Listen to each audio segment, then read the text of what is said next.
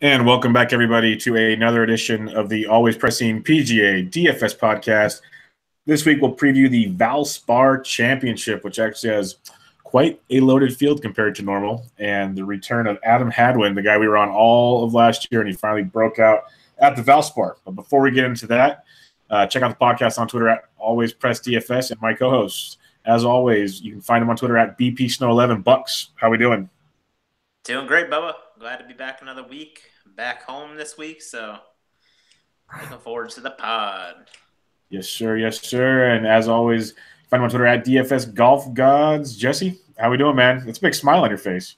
I'm doing good, man. This is my boy Bucks over there just rocking it out now, apparently on podcasts because he hit Phil Mickelson 50-1 last week. Or not 50-1, 18-1. Boom. $50. I told you. I got my theory. I'm just putting $50 on each of our winners all year. That's it. Let's do it. All right. I've done it 1 week. 100%. 100% winners. I like the philosophy, and the streak of lefties continue. Oh, 3 out of 4, which I'll take. 3 out of 4. Considering how many lefties are on tour, it's pretty damn good. Brian Harman. Let's do a quick recap of that WGC Mexico, the mayhem that took place on Sunday. JT with his, holing out eagle on 18, and then playoff, and so much more. Jesse, kick us off on Phil winning in the playoffs. What were your thoughts on Phil this week? Yeah, I was not on Phil. So besides the bet that I placed for Bucks, and then I also placed them for myself, I don't do the whole $50 Bucks level betting, super DGen bet. But so there was a little consolation there. But yeah, I didn't. He just ran so hot with his putter again, and he's somehow scrambling out of trouble. I mean, I thought for sure when he was crawling in the bushes on 11 or whatever hole he was on when he was crawling in the bushes over there that this was it. Like, this is where he was going to – somehow he made a par, He's just – I don't know. He's got it going at this point. So – but one thing I was thinking about, like, is this maybe potentially the greatest year in golf ever? I mean, it started awesome. Yeah. Golf tournaments have been awesome, competitive, minus a couple. There's really been no blowouts. It's just been awesome to watch. It's been playoff after playoff after playoff, and most leaderboards have a bunch of the young guns, and then the veterans are showing up. So it's been really cool. What are your thoughts on Phil on Sunday, Bucks? Yeah, I mean, so obviously I had him to win, but I mentioned it before the tournament. Phil, I had mixed emotions. One, I'm a big Phil fan in general. The dude has been playing out of his mind. He finished, I think, 7th last year there, and he hit it everywhere. I mean, everywhere. And so, in my mind, I figured he was hitting his driver better heading into the event, and so I figured he had a solid chance to at least better his position from the previous year. The only thing that worried me was that he's been playing a ton of golf. And then getting into the altitude, I worried about kind of tiring out, burning out, that kind of thing. But the dude pulled it off, man. I think he played really, really well. But typical Phil, man, he hit the ball mediocre off the tee, hit his irons great, and just got up and down from everywhere. Yeah. I would have loved, and I don't know if he listens to it, but somebody, maybe like Josh ADHD or somebody, if he can tell me what Phil's make percentage from 20 feet and under when he's putting for birdie versus 20 feet and under from when he's putting for par, I bet you it's astronomically better when he's putting for par, because he didn't seem to miss any of those par putts. It was insane. Right. But it was a great event, man. It was awesome. Yeah, it was awesome. And just Sunday Phil was something else. The way he learned his Spanish, not sure where he learned that from, but that was some really, really, really outstanding stuff that he picked. Maybe he learned it from Club Pro Guy. I don't know. But it was outstanding stuff he had going out there. On the Mexican tour, yeah. And he also thought Sharma was media. 54-hole leader. That was overblown. 36-hole leader, and you think he's the media? I mean, he's just unfollowable, dude. He's like Phil's. I could listen to Phil talk all day, every day. Yeah. interviews. I think he'll make a great analyst when he quits playing. You talk about a degen. Oh, big time. That dude has a future in golf DFS podcasts.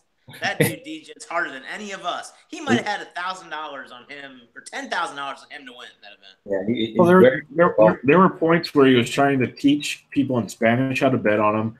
He was he was trying to teach Sharma how to place his ball before the rules official got there. That shit. I use Spanish a lot for work, and he was telling people to get out of the way by saying mucho, mucho, mucho. Trust me, that's not correct. Not at all. that was outstanding, but it was not correct.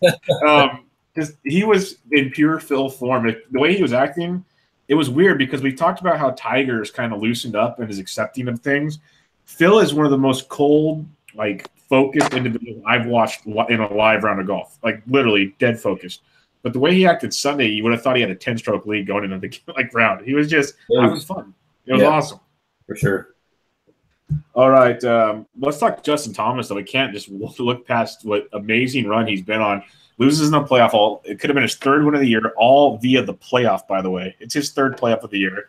I believe I saw a stat. He's won 7 of his last 32 events he's played in, which is just insanity. That's why he moved up to the world number 2 now. Bucks, what are your thoughts on JT? I know people the mixed reviews on how who he is one thing, but let's just talk about the play on the course and how impressive it's been. Yeah, I mean, it's been incredible because when you look at him and how he's been playing these courses, I don't like to use this very often, but it's very similar on a different scale, but it's very similar to 97 2000 when Tiger was performing with his B game and C game. Justin Thomas is out there playing mediocre golf and still getting the ball in the hole and in contention. And so it's really, really impressive. And I'm not saying he's at that level because I don't think anybody will ever be at that level, but he's still competing and in contention with not his best stuff. The only thing that I'll say is that on the flip side, it is, in my mind, similar to DJ last year. Yep, if you remember, DJ played out of his mind the first, 8 events of the year last year, and then went on this cold streak right before the Masters. And so I'm interested to see how he's going to play in the next few weeks and leading up to the Masters, because I don't want it to end, but it's a very similar pattern. No, that's a great point. It's his DJ-esque, and that's number 1 and number 2 in the world golf rankings now are those two young gentlemen. And you look at JT and what he's doing, I believe he would have missed the cut if this was a cut event. He shot a 16 under on the weekend alone. He was even going into the weekend. Insane. So insane. Absolutely insane what he's doing. Jesse, what was your take on the weekend with JT?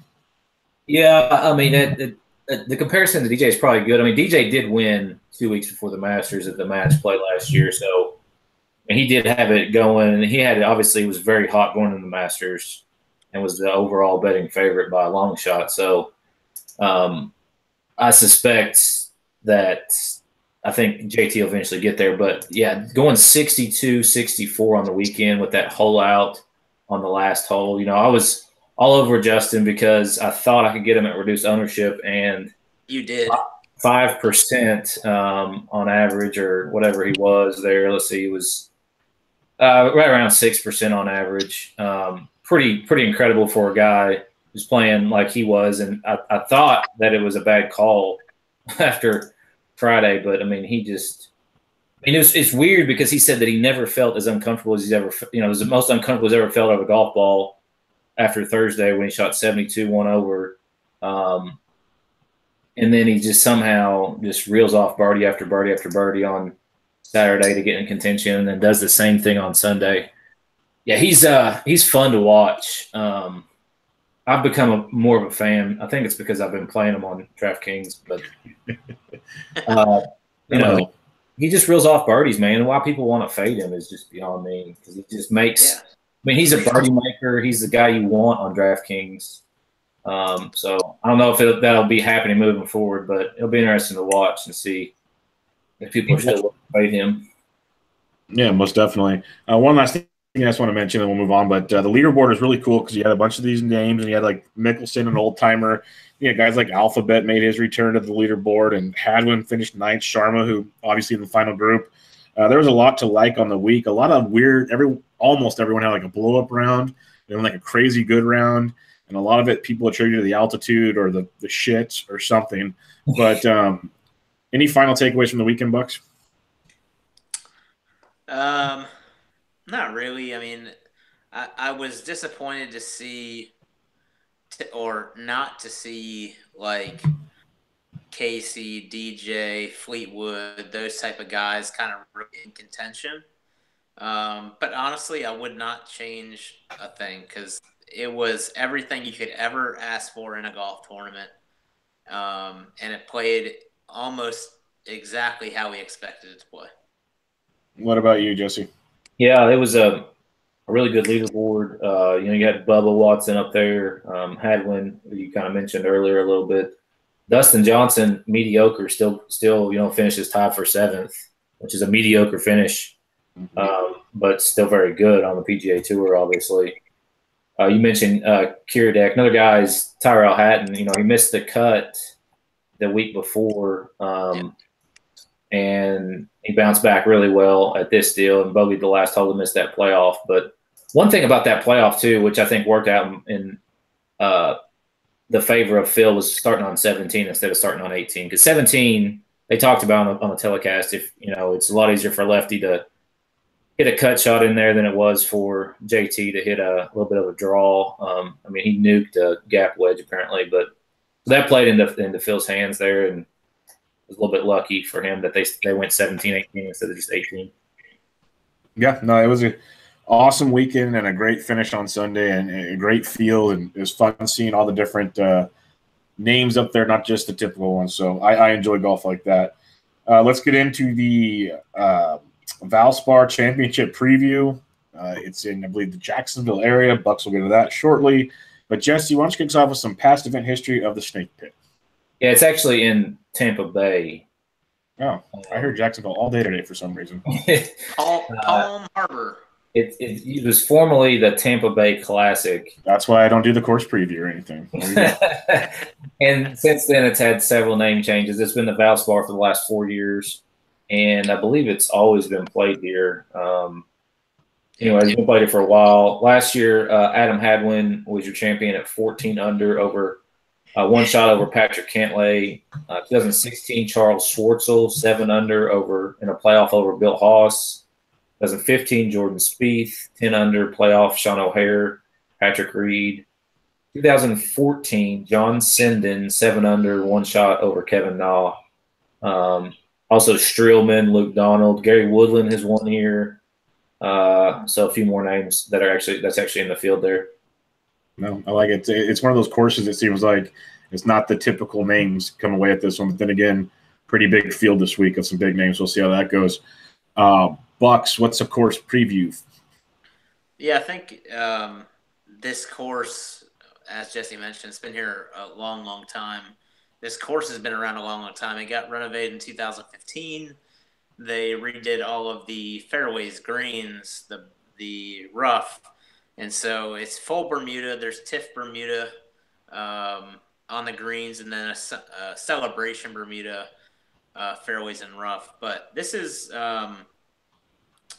a really interesting golf course when you consider where it's at. So typically you think Florida, you think a ton of bunkering, you think pretty flat course, you think a lot of homes with those kind of screened in porticos with the pools in it, that kind of thing.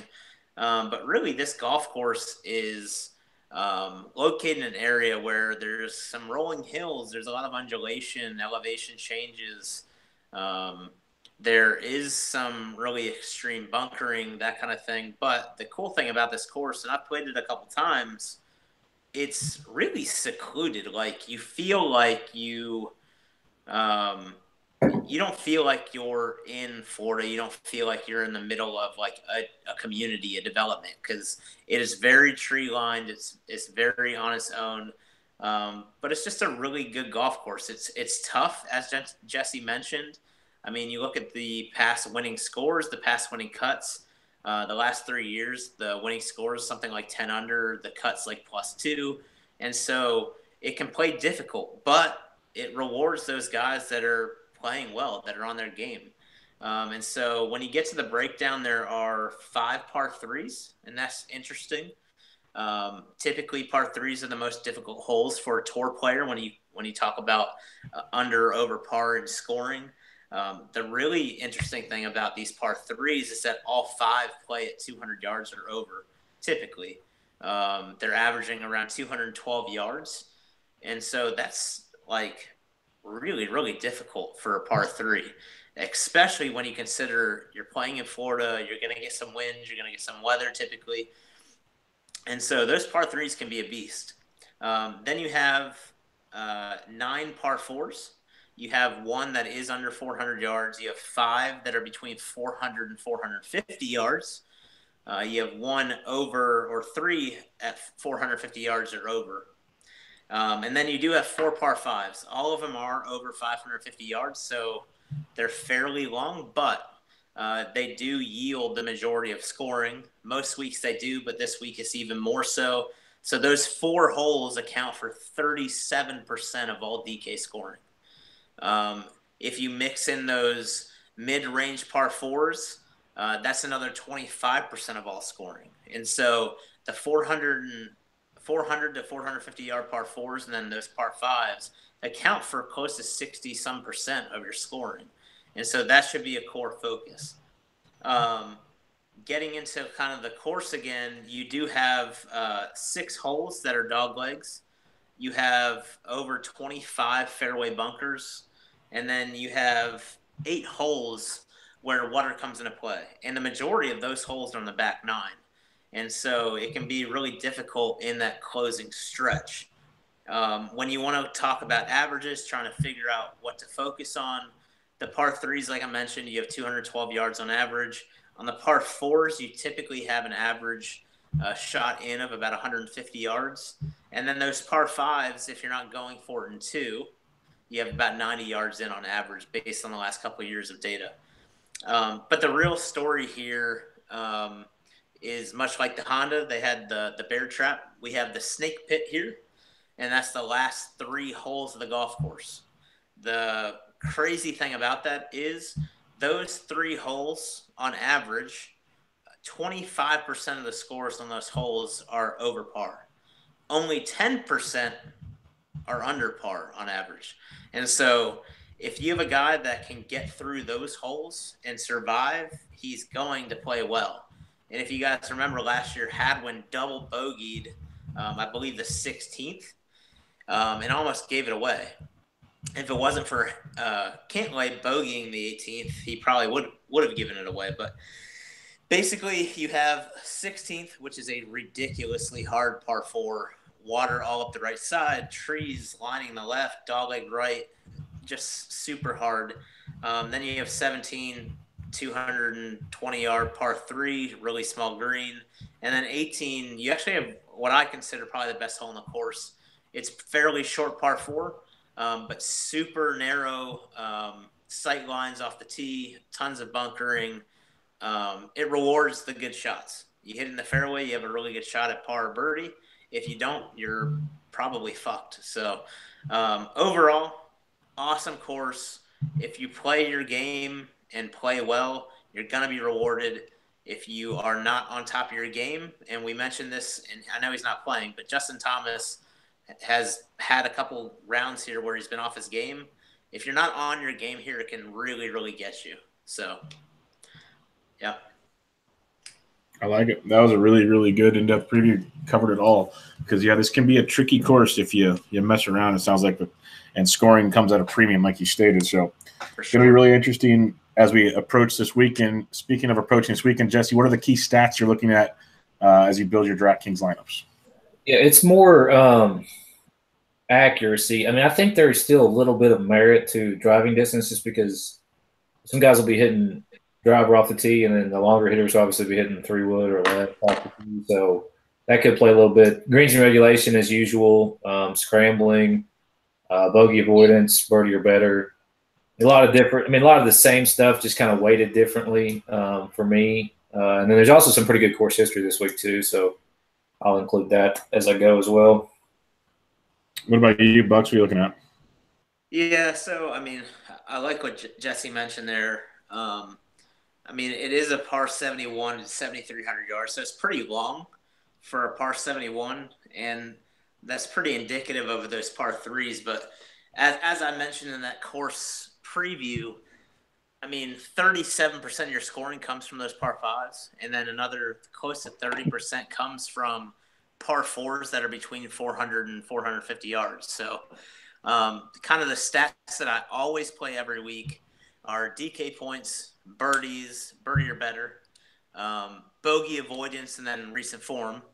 But for this week, the big ones that I'm going to be focused on are bogey avoidance. That's going to be huge because this isn't a deep scoring event typically. So bogey avoidance, greens and regulation, fairways gained. And then I focus on a couple of those yardages that are specific. So I focus on the par 5 scoring, and then I focus on par 4s, 400 to 450 yards. But what I am going to focus the majority of my percentage on is bogey avoidance, strokes gain approach, and then greens and regulation. Because if you look at the last couple winners here, including had one last year, he was top 4 in both strokes gain approach and greens and regulation gain. And that goes for most of the guys that play well here. Yeah, I like a lot of what you guys are saying there. The strokes gain approach, greens and reg, I think are very important. Par 5 scoring, something to definitely keep an eye on. I'm always a current form event history guy, and as Jesse mentioned, there's a lot of interesting event history on this one, and I think I'm going to use that as definite tiebreaker material for me this week, if not some main focusing material for me. So with that being said, let's get into the DraftKings picks, 10K and above range. We have 5 golfers who have all played well here, except for McIlroy because he never has played here. But we got Jordan Spieth at 11.8, McIlroy at 11.3, Sergio Garcia at 10.9, Stenson at 10.2, Justin Rose at 10,000. Jesse, who do you like? Yeah, I mean, a lot of this will come down for me to like ownership, as it usually does. I think there's some merit to playing Jordan Spieth. If you watched last week, his putter was awful inside of like 10 feet. And so new green type here, going off the Poana to whatever these greens are. These greens, did you say, Bucks? Did you say these greens are Bermuda. Yeah. Tip Bermuda.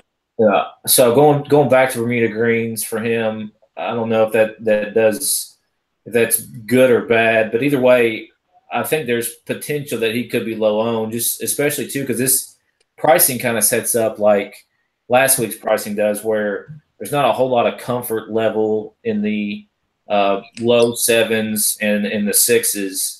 And so in order to fit Jordan in, you have to kind of take a leap of faith with some guys. So I don't like Rory at all. I do think Sergio will be popular. Henrik, I'm not sure about, but I do like Henrik quite a bit. And then Justin Rose kind of surprised me last week. I expected him to be a lot more chalky than he was. He had kind of a blah week. He did kind of turn it on a little bit on Sunday and bounced back. I think he shot 66 on Sunday or 67, 66, something like that. So I think there's some merit in him. I mean, again, there's merit in all these guys, and it'll come down to like projected ownership through fan share and that kind of thing. But right now, my top 2 would be Garcia and Stenson. Nice. What are you looking at up here, Bucks? Yeah, so this week is interesting for me. So I'm playing a single bullet this week. But there are a few guys here. My number 1 pick in this range is going to be Stenson. One, because he pops on the model, which is great. He has good course history here. But two or three, whatever it is, I think that he's going to be fairly low owned in between Sergio and Rose. And so I think that's going to happen. Plus, like Jesse mentioned, he is a big question mark. It's not like he's been out here playing every week like some of these guys. This is his first real event back, getting ready for the Masters. And so I do like his game, and I like his game for this course and the way it sets up for him. But he is a big question mark, and it kind of concerns me. The other guy that I would play in this range is Spieth. And to Jesse's point, he sits fairly well with my model. He started playing a little bit better last week, but Jesse mentioned it earlier in the podcast. This is, or you did, Bubba. This is like one of the best starts of a golf season that I can remember. Like, everybody seems to be rounding into form, getting prepped for the Masters. Like, we're set for like this just awesome event.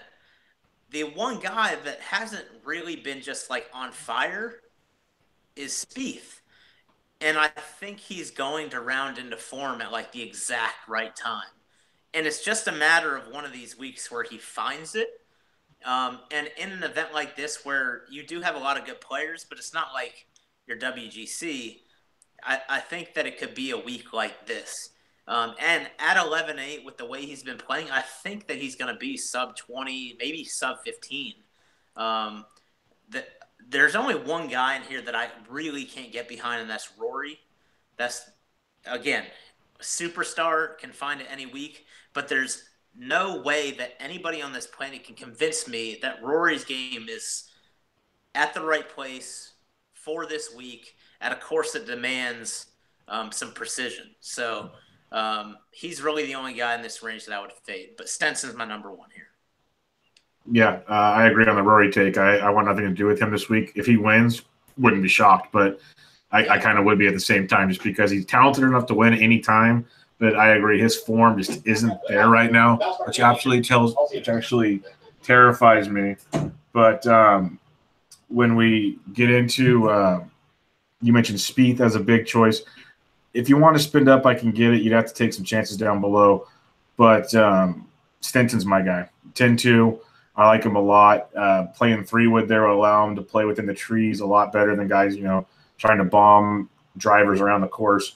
So I like Stenson a lot at 10-2. I think Garcia will be the chalk of the chalk. Rose, I think, will be super low owned again because people will see how he played last week and they'll be off of him. So I have no problem if you want to go that way, but Stenson's my guy at 10-2.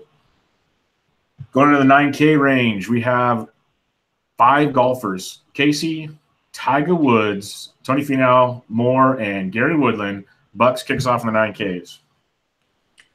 Yeah, this is kudos to DraftKings this week. I really do think that the pricing this week was on point, because it has made me think.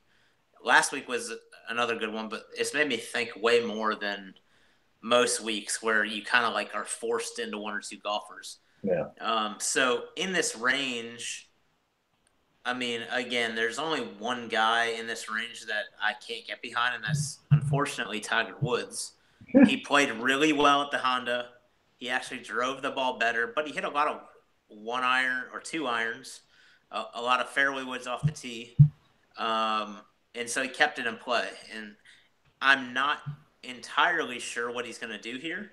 I don't think he has to hit driver everywhere here. I think there's a premium on that accuracy. But again, this is more of an event where maybe if you're in a GPP, hammer him, whatever. But he's just not a safe play. I want him to win, and I hope he does, but I can't possibly play him, especially when he's right in between Paul Casey and Tony Finau, which are my top 2 guys in this range. So Paul Casey is Paul Casey. I mean, there's not a week where anybody can argue against him. There's just not. Like, the guy is a perennial top 10 player. Like, the dude's on fire every week. And it's just a matter of time before he breaks through like Phil. We talked about it last week. Casey, I thought, was going to break through, or Phil was going to break through, one of those. And so same thing this week. I could definitely see Casey rounding in the form at the right time and winning one of these weeks, finally. And then you have Finau, who is awesome, like has been legit. And the reason why I like him so much is because he's top 10 in not only bogey avoidance, but he's top 10 in strokes gained approach. And he's first in par 5 scoring. And so Finau, he'll definitely be on my roster. But I love him this week. Then you got the two guys, Ryan Moore, Gary Woodland. Woodland burned me so bad this last week that I can't touch him this week. But it would not surprise me if he came out here and balled out. He just didn't have his driver last week. And if that continues this week, he's going to be screwed. Yeah, what do you got in the 9Ks, Jesse? Yeah, Woodland's, course history since he won is very, very sketchy. Starting with last year, 58th, 42nd, miscut, 8th, miscut, 29th. I mean, I would rather pay up a little bit or go down lower, and we'll talk about some of those guys here in a minute. So not super big on Woodland. I think there's some merit in Ryan Moore. Now, with Ryan Moore, it's really weird because he was 7,400 2 weeks ago at the Honda, and now he's 94 or 91. I mean, that's really, really strange, that big of a price increase. But course history, 18th, 3rd, 5th, after 2 miscuts the last 5 years. So it's there. Now, will he pay that off? I don't know. I think that's a good potential GPP starting place there. Paul Casey, obviously, what do I have to say about Paul Casey besides he was super talky last week? He was 44% owned in the $400. Insane. Uber chalk, but his price was $8,400. This week, it's not. You can't do one of the 2 top guys in Paul Casey, so I don't expect him to be that much. Love Tony Finau. He scores a lot of DraftKings points. That's what you want. And if you can take the tilt, miss 5-footers, you can be okay there. Exactly. I want nothing to do with Tiger. I think he will be much higher owned this week than what he was at the Honda. Yeah, I agree. We're all going to be rooting for Tiger, but I doubt any of us have Tiger in our lineups. Let's just put it that 100%. Way. Yeah, I will. If he wins, I'll be the first one clapping for this guy, but I want nothing to do with him. Maybe next week, a little course he's more familiar with, but not here. But yeah, Casey at 98, absolutely love. If you don't want to go up top, you can start with Casey all day long. Because one reason why I don't mind it, if he goes for his T15s or T10s at 98, you can accept that more than paying for Spieth or something 11-8. You need them to win. So you could definitely build there, and there's a lot you can build with as we go down the list. Finau, don't mind, like you mentioned, Bucks. Woodland, yeah, I'm with you guys there. But if you're not playing Casey in this range, I really like Ryan Moore.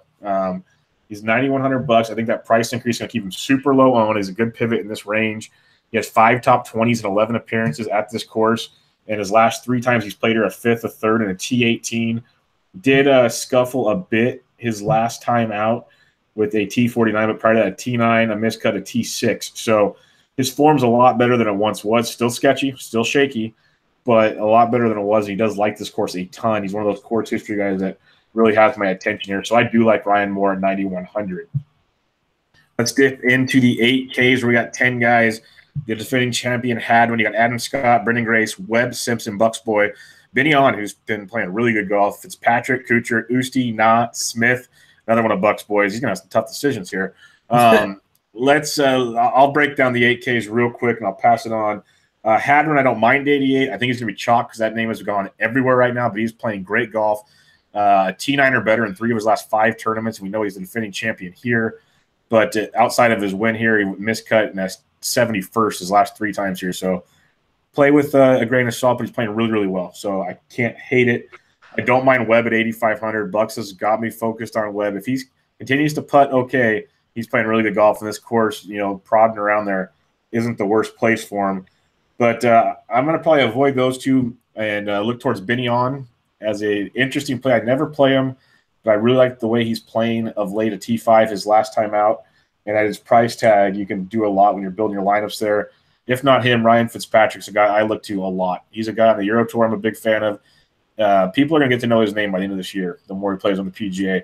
Very, very good ball striker, consistent player. T30 last time out, I believe that was last weekend, miscut, but then prior to that, T3, T19, and a 12. Really good at $8,300. And then I am on the Golden Cherub this week at 8K. I'll let Bucks drool over him and explain why, but I really like the way he's playing right now. And I think he could be in store for a big week this week. So With that being said, Bucks, what do you have in the 8Ks? Yeah, I mean, this is a really good range with a lot of my favorite plays, and so it is tough. I mean, you start out the 8K range here with Adam Hadwin, who is just on fire right now, and I love the way he's playing. He is really, really solid when it comes to hitting fairways, his strokes gain approach, and the way he attacks par threes is really, really impressive. And here, when you have 5 par threes all over 200 yards, that's really important.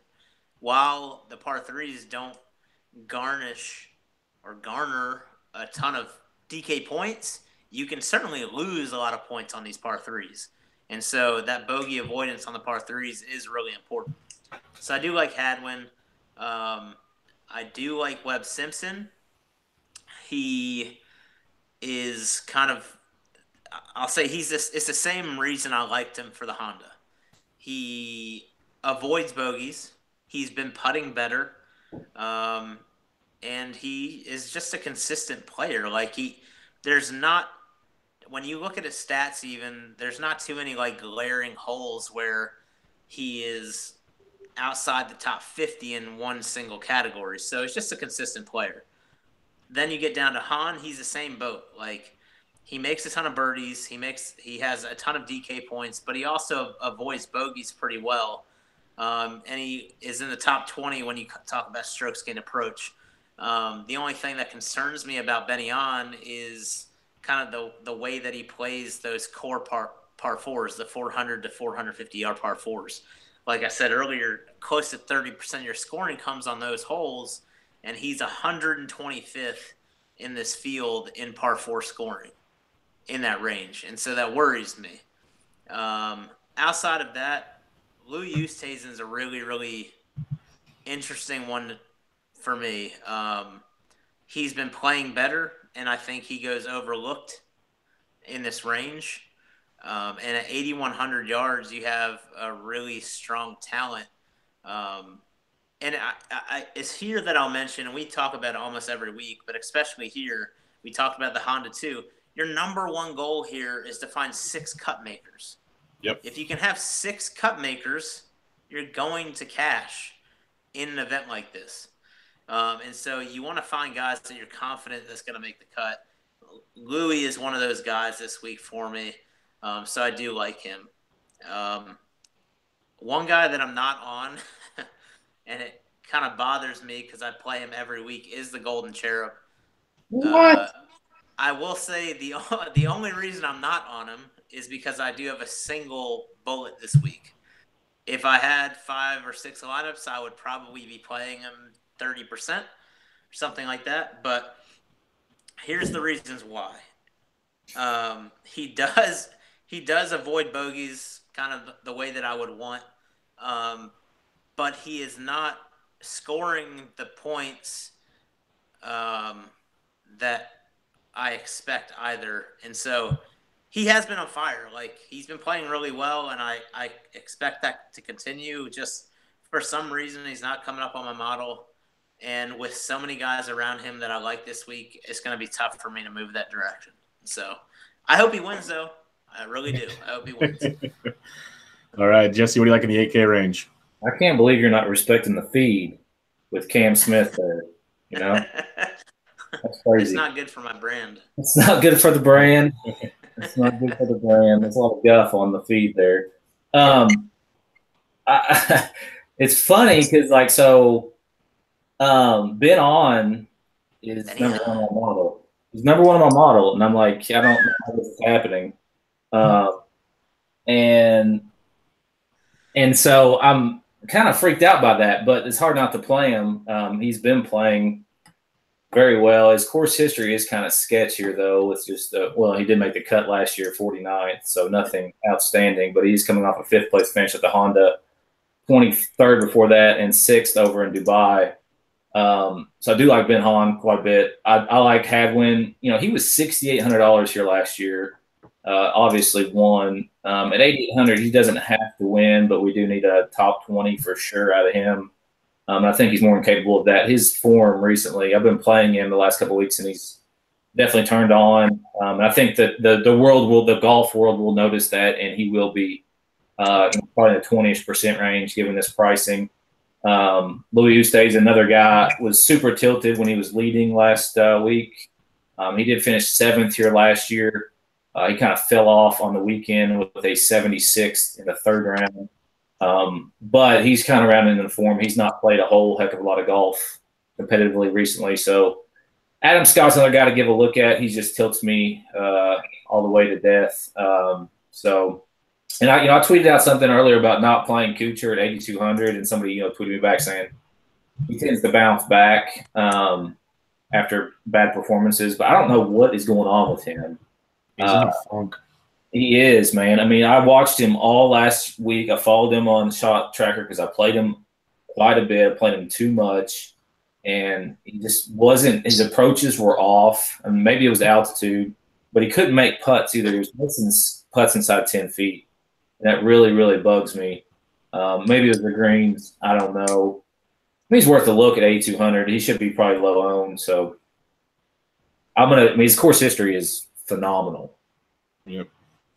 He's 7 for 7 with 4 top 15 since 2009. Yeah, so, I mean, pretty good for $8,200.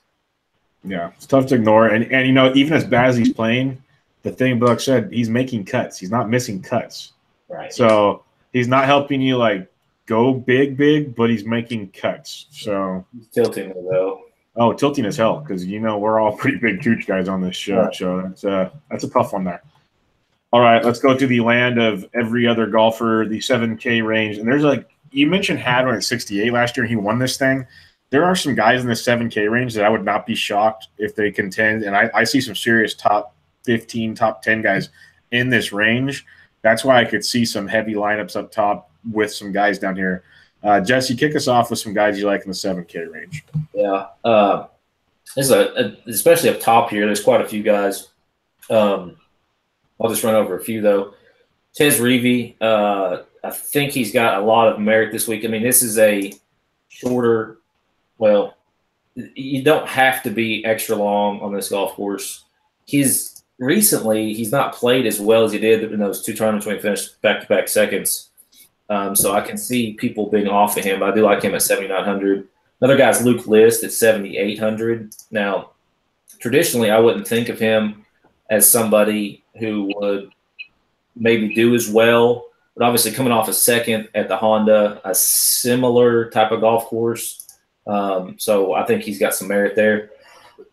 Excuse me. Jason Kokrak. Ross Fisher is another guy. Kevin Streelman, I'll have a lot of really good course history here, and been playing pretty decent golf recently. Steve Stricker last year was super chalky because he had finished in the top 10 3 straight appearances here, and he missed the cut. So there's maybe some merit there. Didn't Stricker win on the Champions Tour last week? Yeah. Oh, did he? Yeah, he came. Yeah. He's coming 1st and 2nd last 2 events. Yeah. Well, he's balling. Yeah, man. Rock it out, Stevie. I mean, he can obviously win at the Champions Tour level, so there's that. Glover. I think that's a really weird price on Charlie Hoffman, 7,300, and it's kind of because he's got a couple of missed cuts with a sandwich between an 11th. But dude was making a lot of birdies last week. He just had a lot of F-up holes, I guess. And going on down toward the bottom, Bo Hostler at 7,100. Missed the cut here last year, but he has played some decent golf. GPP only for me. I don't know how much I'll have of him, but he's interesting because of that price. And then Keegan Bradley at 7,000. It's pretty low. Too cheap. Too cheap. Bucks, what are you liking in the 7K range? Dude, there's like a million golfers here. 1,000. Yeah. I mean, Ches Reavie is second on my model. It's hard to ignore the way he's been playing. The only issue for me, and it's a non-issue right now until it's an issue, is just getting burnt out. The dude plays every week.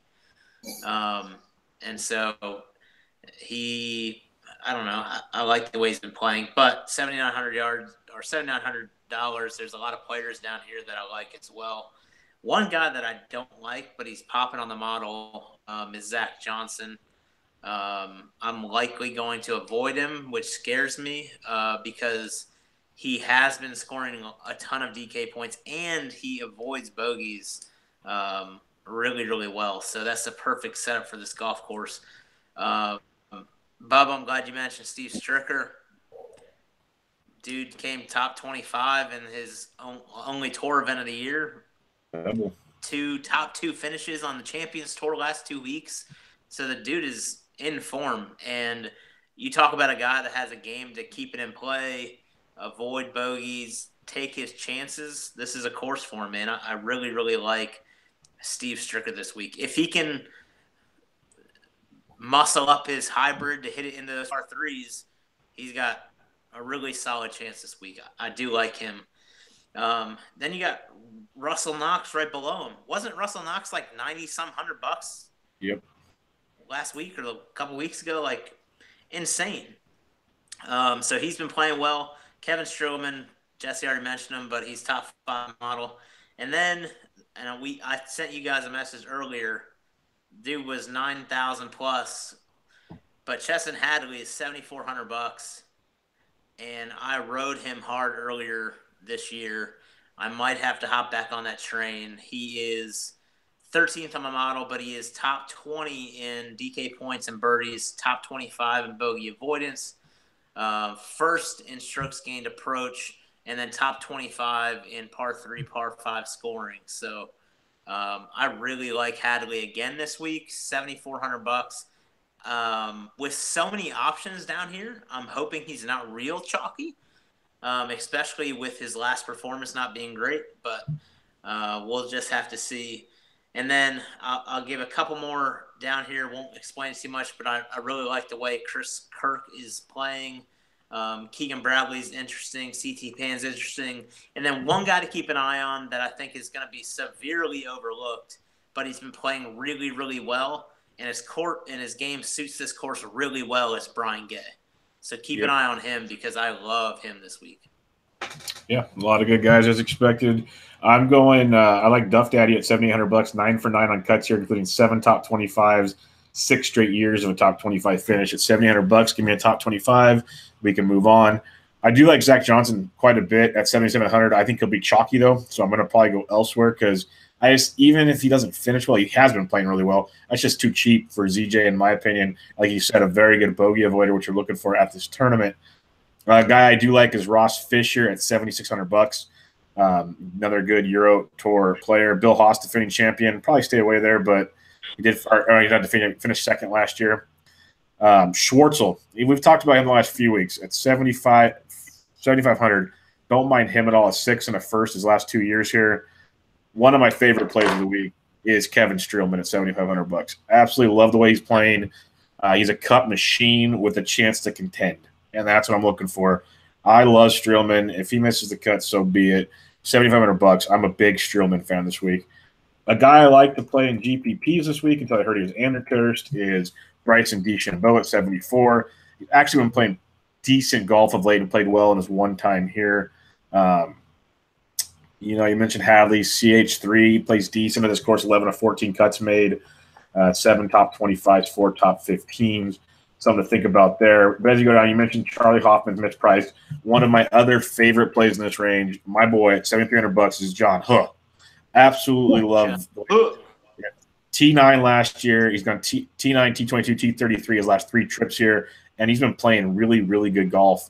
At $7,300, this is a great kind of punt play if you want to consider $7,300 a punt.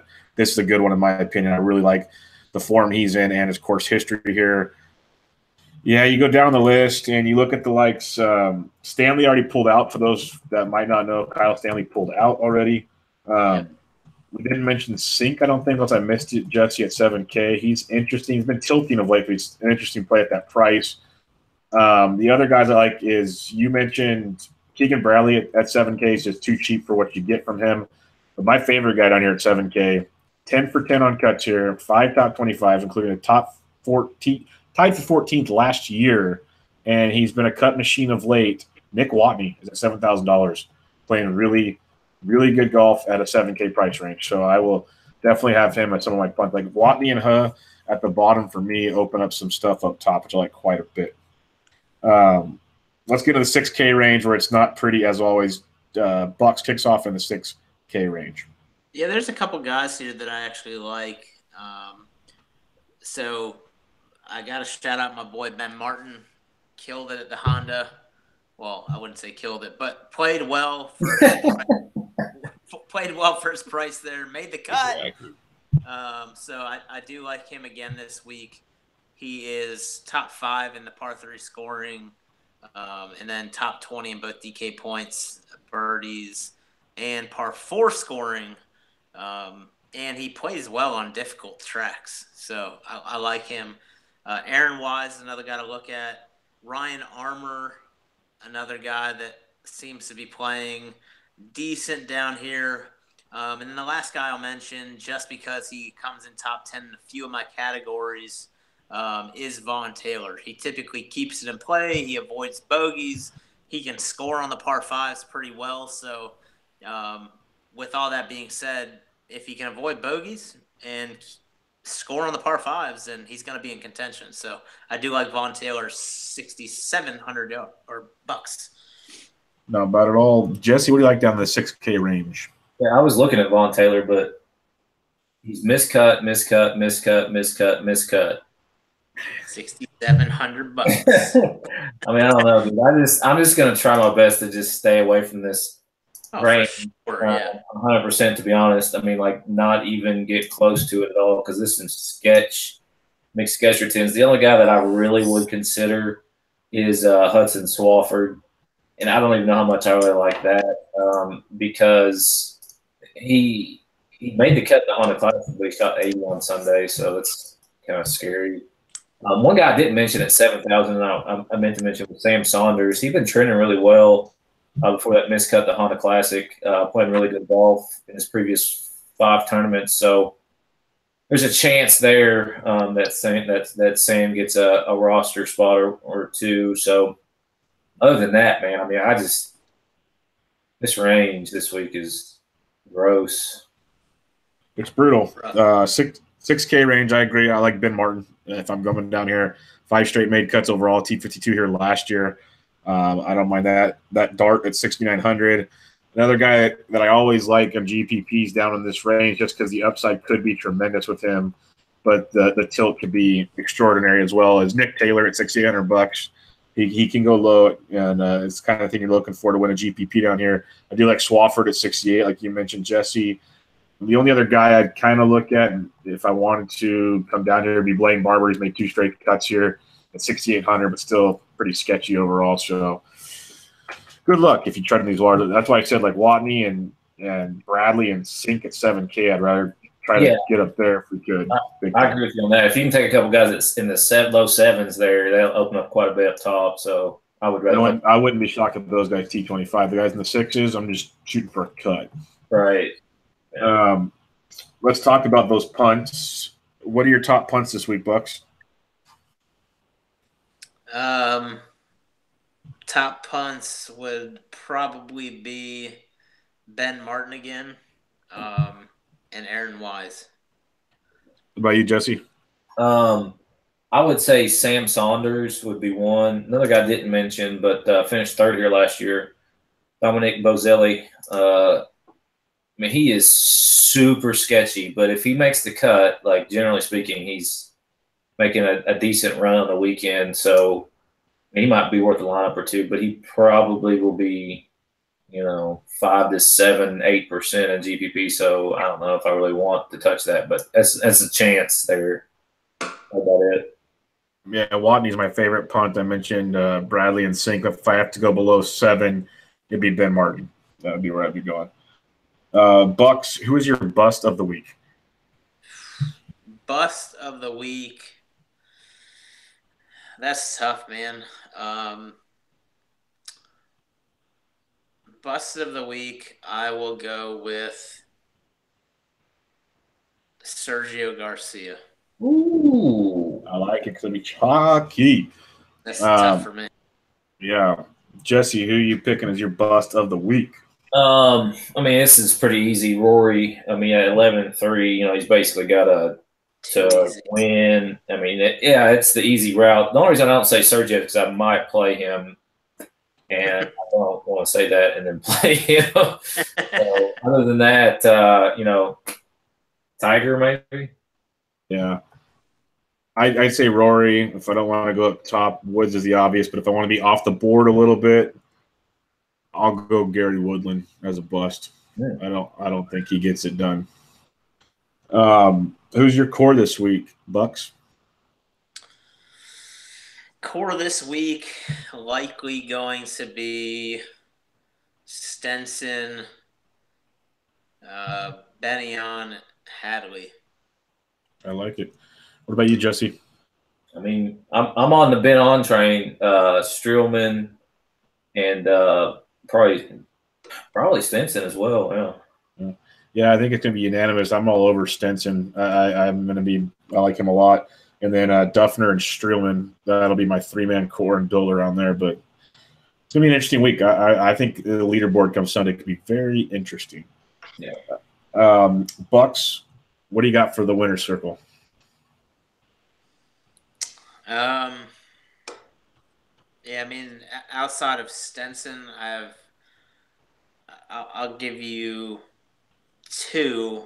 One, I think Tony Finau wins soon, so Tony Finau. 28 and then what? 28-1.